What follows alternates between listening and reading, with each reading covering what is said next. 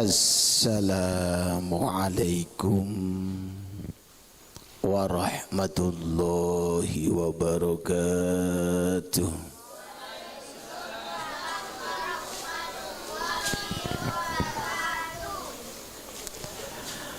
Alhamdulillahil qail fi kitabihil karim. A'udzu billahi minasy syaithanir rajim. Falaula nafara min kulli firqatin minhum ta'ifatul liyatafaqahu fid-din wa liyundiru qaumahum idza raja'u ilaihim la'allahum yahdharun. Wa qala Rasulullah sallallahu alaihi wasallam, la ya'tiyanna 'alan nasi zamanun qalilal fuqaha'uhu kasiral khutba'uhu kasiras su'aluhu qalilal mu'tuhu fal ilmu fi dhalik afdalu minal amal atau kama qala Rasulullah sallallahu alaihi wasallam. Hadratal a'izza wal kurama sahibul afadil, para alim, para ulama, para asatidah ingkang dipun mulyakaken dening Allah Subhanahu wa taala. Wabil khusus ingkang minulya ingkang kawula ta'zimaken panjenenganipun Rama Kiai Haji Mudassir Badruddin ingkang kawula derekaken fatwanipun dumateng Bapak Kiai Haji Abdul Majid Mudassir ingkang kawula mulyakaken, dumateng Bapak Kiai Kusyairi Ismail ingkang kawula mulyakaken, dumateng panjenenganipun Habib Ahmad Al-Hamid ingkang kawula mulyakaken, dumateng panjenenganipun Kiai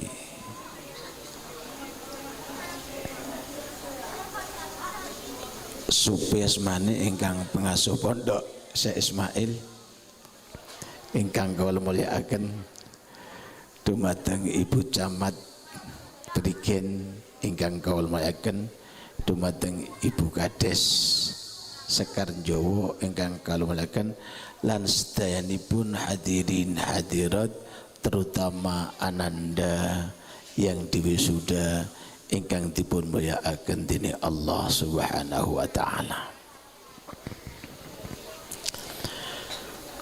Puji syukur katur dumateng ngersane Allah Subhanahu wa taala kanthi ucapan alhamdulillahi rabbil alamin. Sholawat ugi salam katur dumateng baginda Rasul kanthi ucapan Allahumma sholli ala sayyidina Muhammad wa ala ali sayyidina Muhammad.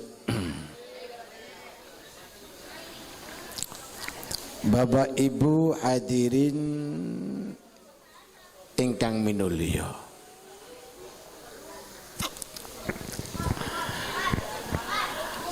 Allah Subhanahu wa taala saderengipun damel langit bumi saisine sing digawe kalian Allah pertama kali inggih menika al-qalam. Napa Pak? Al-qalam. Qalam iku apa? Pulpen. Pulpene Gusti Allah. Dawane pulpen iku yaiku dukure langit bumi. Lajeng sak sampunipun damel kolam damel lauh mahfud.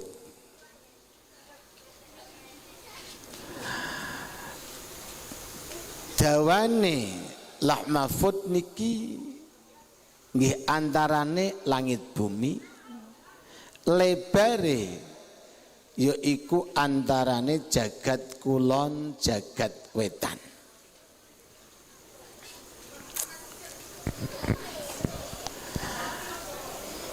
Lajeng damel papan lauhan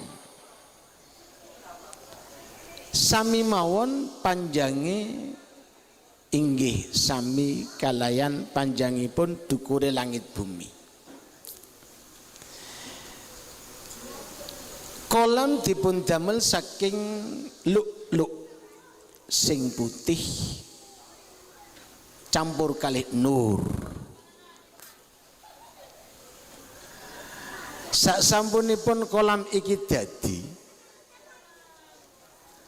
lajeng Allah Subhanahu wa taala mandeng nek cara Jawa Tengah mentelengi kalayan sedaya kehebahan ibun Allah lan kewibawaan ibun Allah. Akhirnya kolam pulpene Allah sing sakmono dawane iku pucuke mletek krana ajrih dhateng ngersane Allah Subhanahu wa taala. Teko mleteke pucuke pulpen iku metu mangsi mulai dadi sampai dina kiamat.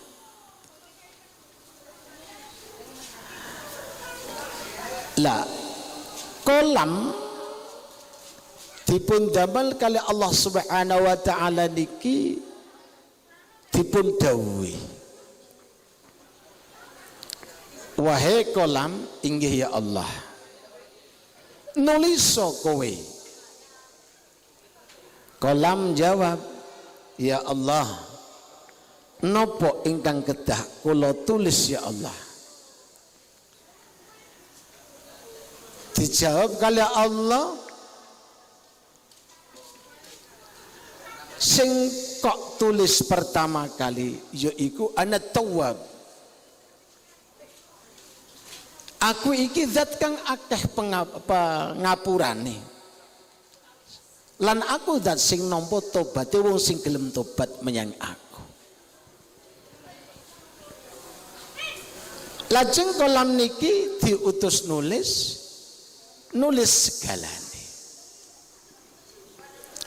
Lan nulis niki hubungane kalayan programe Allah Subhanahu wa taala sing ndek kono iku saderenge ndamel bumi langit saisine Allah sampun program nek cara wong duwe bangunan wis dikongkon gambar tukang arsiteke. Arsiteke Allah piyambak lungguhe kula jenengan lumaing bumi rungkeping langit pitu kabeh ditulis kali Allah Subhanahu wa taala. Ngoten Kiai. 50% orang Madura. Oh, bahasa Indonesia. Ya semuanya ya. Setelah kolam ini jadi disuruh nulis, setelah disuruh nulis program semua yang akan diisi yang akan diisikan di atas bumi dan yang ada di langit ini ditulis, diprogram semuanya. Yai Majid berangkat dari Madura ke Sekaranjowo, ini sudah ada semuanya. Sekarang bertemu dengan Bu Camat, sudah ada semuanya. Nulisnya ini cuma sebentar. Sebelum bikin langit bumi dan seisinya, Allah Ta'ala nulis programnya ini lamanya 50.000 tahun. Jadi nulis ini bukan sekedar model orang-orang sekarang ini. Makanya di sana Allah Ta'ala mengulang-ulang kali kata-kata allama. Dalam Al-Quran kata-kata allama ini diulang 5 kali. Allamal insana ma lam ya'lam. Allama bil qalam kedua. Allamal Quran ketiga. Allamal bayan. Allamal apa lagi? Allamal insana ma lam ya'lam. Diulang lagi itu. Ada 5. Tapi kata-kata allama diulang oleh Allah 5 kali ini yang ada kaitannya dengan peringatan haflah malam hari ini adalah allama bil qalam. Santri bisa baca ini, kalau tidak bisa nulis maka nanti ilmunya akan cepat hilang. Masalahnya manusia ini makhalul khata' wan nisyan. Bisa baca, tidak bisa nulis. Kemudian bisa nulis, tapi tidak bisa baca. Yang ditulis apa?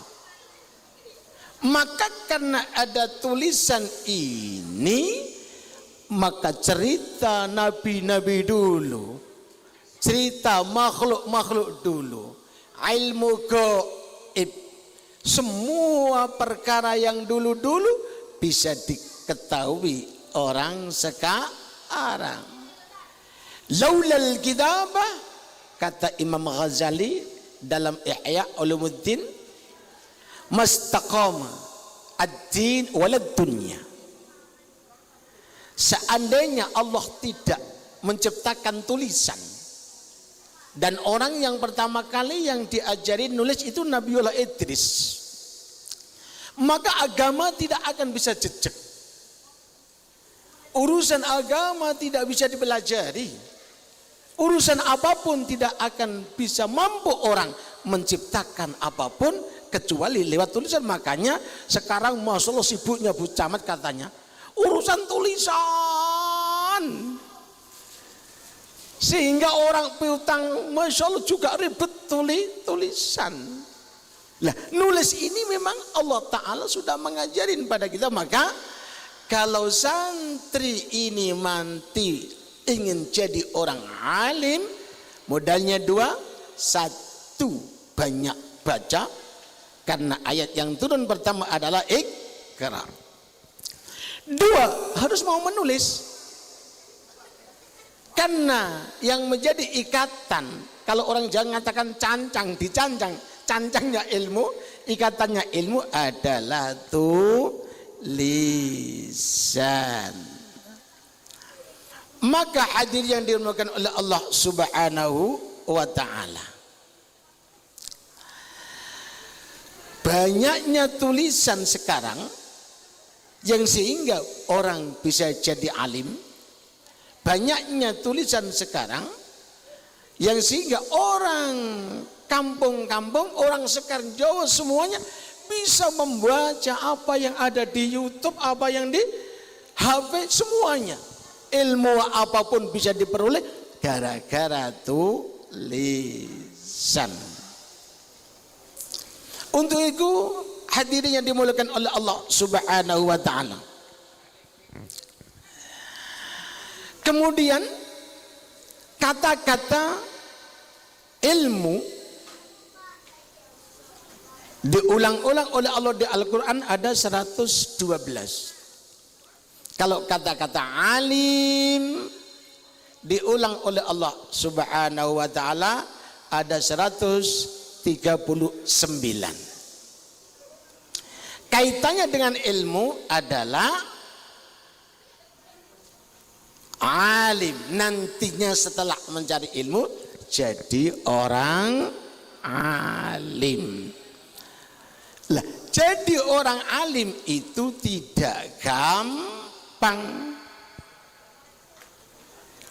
Lah, syaratnya jadi orang alim setelah baca banyak, kemudian nulis banyak, orang itu akan selamanya dikatakan orang alim kalau orang itu benar-benar tidak merasa alim. Kalau orang itu sudah alim kemudian merasa alim, maka yang terjadi orang itu faqad jahila, benar-benar jadi orang bodoh. Untuk itu para hadirin yang dimuliakan oleh Allah Subhanahu wa taala, saya ingat yang namanya orang mondok itu diantara apa yang disampaikan oleh Mbah Hasyim Asy'ari seperti anak tadi yang di wisuda, ada 10 perkara yang harus ditetapi dalam kitab Irsyadus Sari. Di antara 10 perkara ini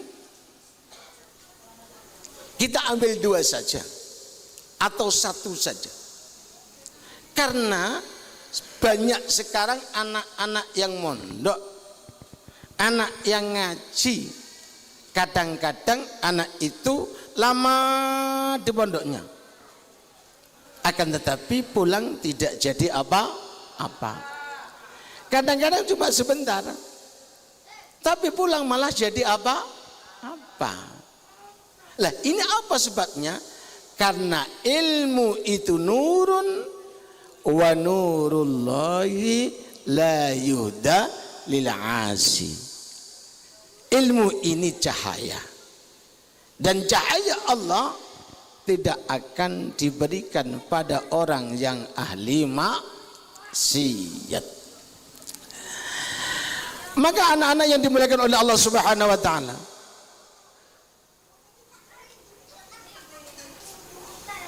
yang pertama yang perlu diperhatikan oleh orang ngaji adalah taqdimu taharatin nafsi an radha'ilil akhlaqi wa madmumil awsaf. Yang perlu diperhatikan adalah daripada urusan zahir, yang nyata adalah taqdimu taharatin nafsi, mendahulukan membersihkan hati atau jiwa.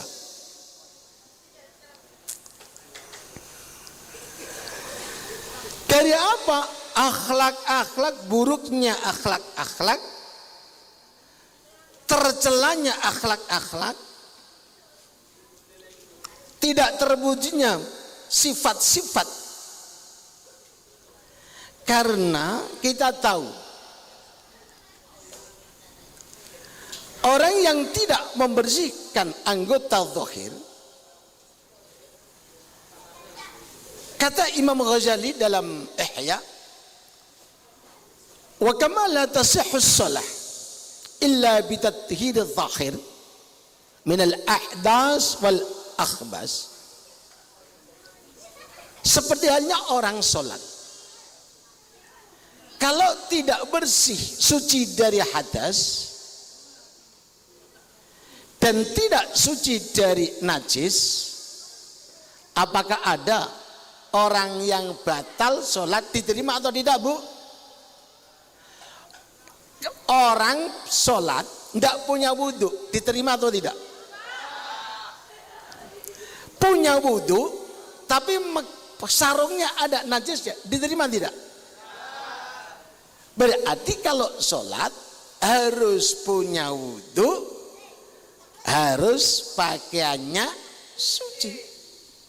Begitu juga ilmu. Ilmu ini tidak akan diperoleh oleh seseorang. Yang akan menghantar orang ini jadi orang yang memiliki ilmu manfaat barokah, kalau orang itu tidak membersihkan hati batin dari perkara-perkara yang akan merusak amalan-amalan kita. Mana mungkin hati kita akan dipenuhi oleh ilmu yang dimaksud adalah ilmu nafi, kalau hati manusia ini tidak dibersihkan dari jembek-jembeknya akhlak-akhlak dan kotoran-kotoran sifat yang buruk. Kenapa? Karena baginda Rasul Muhammad sallallahu alaihi wasallam, beliau bersabda, la tadkhulul malaikah baitan fihi kalbun. Malaikat tidak akan masuk pada satu rumah yang mana rumah itu di dalamnya ada anjingnya. Di sini ada Sekar Jawa yang rumahnya ada anjingnya? Tidak ada ya? Ada. Lah ini tidak pernah dimasuki malaikat. Yang masuk siapa? Ya mak lampir, kerandong, bisa juga. Nah, ini wal qalbu baitun. Hati manusia itu adalah rumah. Rumahnya siapa? Rumah di mana untuk bersamayamnya malaikat ketika menghantar ilmu dari Allah Subhanahu wa ta'ala. Hati adalah tempat turunnya malaikat, tempat tetapnya malaikat ketika memberikan ilmu pada manusia. Kalau hati ini ada kotoran-kotoran yang di dalamnya, di antara kotoran yang ada adalah sombong, syahwat, ujub, membangga-banggakan. Ini santri ada enggak yang punya syahwat tinggi? Ada ya? Kalau melihat yang bening-bening, yang bangin-bangin, yang putih-putih, ada setrum enggak? Ada. Wah ini syahwat ini yang membahayakan. Ini ilmu sulit masuk. Kenapa? Karena penyakit semua yang ada di hati kita, mulai pamer dan seterusnya, itu adalah merupakan satu hambatan besar di mana Allah akan mentransfer ilmu lewat malaikat, tidak akan bisa masuk. Mana mungkin malaikat akan masuk pada rumah yang ada di badan kita, yang sementara di dalam rumah itu ada anjing-anjing yang menggong-gong. Semua penyakit hati itu adalah kilabun nabihatun, anjing yang juguk yang menggong-gong, takut malaikatnya. Kemudian ada yang tanya, itu teman saya sombong kok cerdas, kok pintar Pak Yai? Kalau ada teman sampean yang cerdas, yang pintar, lah ini yang perlu diperhatikan hasilnya. Kenapa? Karena kayak kita bikin teh. Seperti ini. Ada gelasnya, ada isinya. Air itu tapi ini seandainya dibikin teh. Tapi sementara ini kan tidak dibikin teh, hanya air putih. Kenapa? Karena memang saya kena diabetes, tidak boleh makan, tidak boleh minum teh. Yang ada yang diminum air putih. Alhamdulillah, bismillahirrahmanirrahim.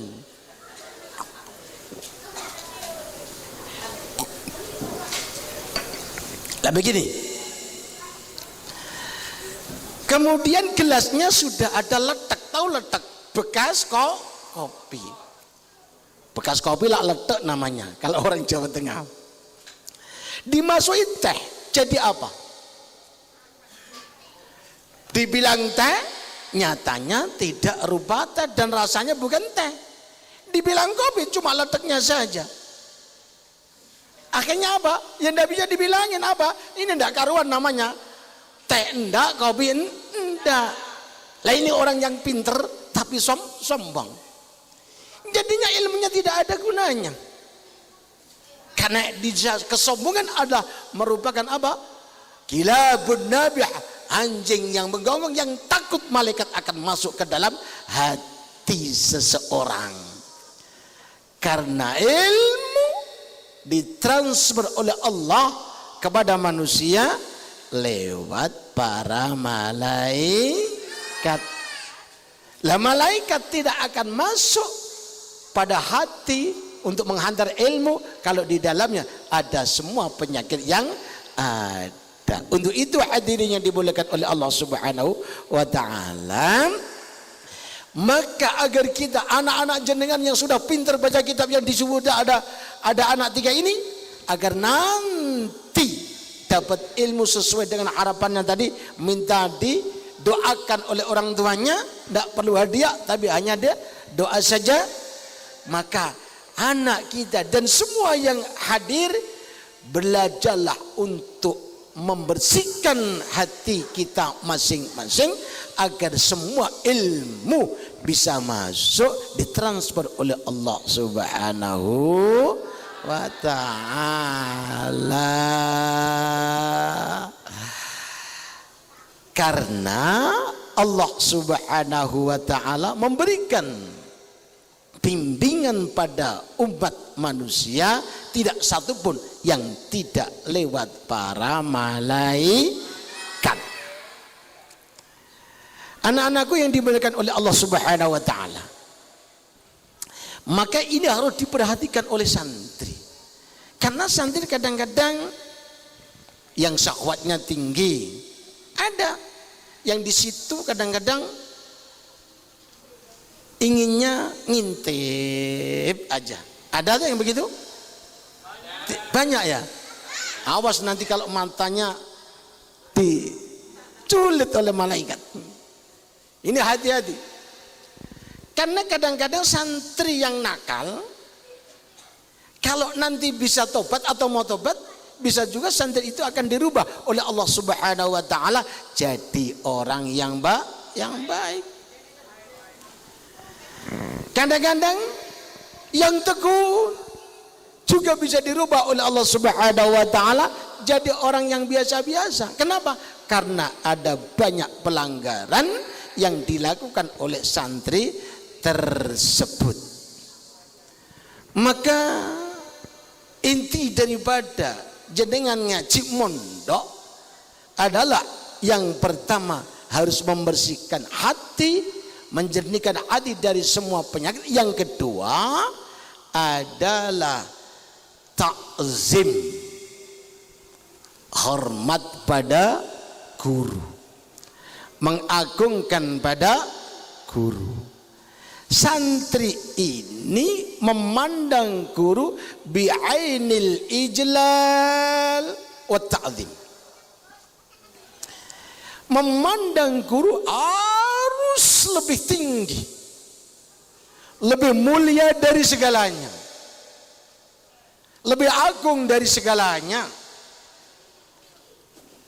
Kalau santri ini bisa mengagungkan gurunya, memuliakan gurunya, maka akan menentukan santri itu jadi orang apa, itu nanti dipandang dari kemuliaannya si santri itu dikala memuliakan gurunya. Maka santri harus membuat satu perilaku yang sekiranya guru akan bisa cinta pada santri itu. Ada satu cerita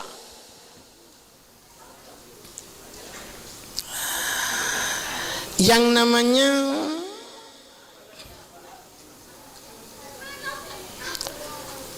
Habib Idrus. Ini punya murid namanya Haji Amin. Dari mana? Dari Sulawesi Al Khairat.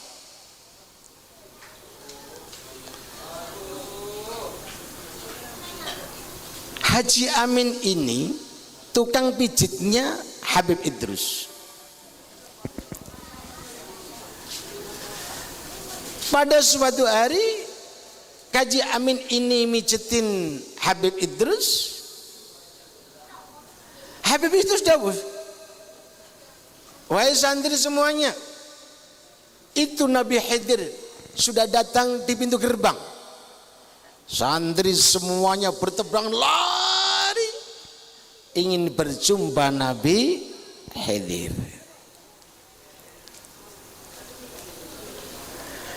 Kemudian Haji Amin ini diem aja, diteruskan mijitin gurunya Habib Idrus. Ditanya sama Habibnya, wahai Amin, nggih Habib sang guru, kenapa kamu tidak lari seperti teman-teman kamu yang ada di depan sana? Lah ya Habib, wong Nabi Khidir datang ke sini mau berjumpa dengan panjenengan Bib. Ngapain saya susah payah nemuin Nabi Khidir? Kan nanti ketemu sendiri. Loh, diam saja. Habib, jenengan ini guru saya, yang aku muliakan mengalahkan segalanya, mengalahkan dari kedua orang tua saya, mengalahkan dari semuanya. Yang aku muliakan adalah, yang aku hormati hanya engkau Bib. Kenapa? Karena sesungguhnya guru kiai itu adalah orang yang mengupayakan supaya santri-santrinya selamat dari siksa api neraka. Itu tujuan guru. Dibandingkan orang tua kedua, maka masih tinggi derajatnya guru. Kenapa? Orang tua adalah orang yang menyebabkan anak lahir di bumi, kemudian menyelamatkan dari api dunia. Kalau guru adalah orang yang berupaya untuk menyelamatkan anak-anak kita, ya imagine ini adalah ingin mengupayakan anak panjenengan selamat dari siksa Allah Subhanahu wa ta'ala. Itu lebih besar jasanya, karena kehidupan di akhirat adalah kehidupan yang selama-lamanya. Kemudian Haji Amin ini diajak dakwah sama Habib Idrus ini, naik kapal, naik sampan itu, perahu kecil, tapi muatannya banyak, belum kapal tapi perahu. Kemudian serbannya Habib jatuh ke laut.